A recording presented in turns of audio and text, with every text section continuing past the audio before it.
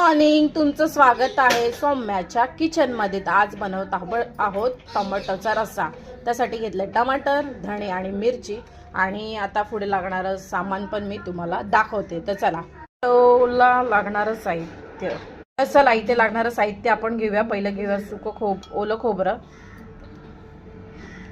त्यात टाकूया थोडीशी लसूण, अद्रक, आपण टाकले आहे टमाटर, टमाटरची साल वरची काढून घेतली आहे। आपण घेतले आहे मिरची आणि धणे, टाकलं आहे थोडंसं जिरं। तर चला हे मिक्सरला वाटून घेऊया। आपलं टमाटरचं मिक्सर वाटून झालं आहे, तर फोडणीची तयारी करूया आपण। फोडणीची तयारी केली तर आपण प्रथम तेल टाकलं, आता टाकूया राई। राई तडतडल्यानंतर थोडी राई जरा तेलात हे झाल्यानंतर आपण टाकूया जिरं। राई जिरं टाकल्यानंतर टाकूया कढीपत्ता, थोडंसं टाकूया हिंग,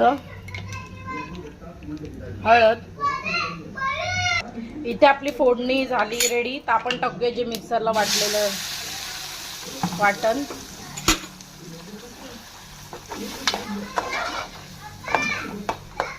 जरासं पाणी टाकून याला कड काढून घेऊया। कोथिंबीर वगैरे टाकून माझा टमाटरचा रस्सा झालाय। जर ही रेसिपी तुम्हाला आवडली तर नक्कीच करून पहा आणि सांगा मला कमेंट करून कसा झालाय।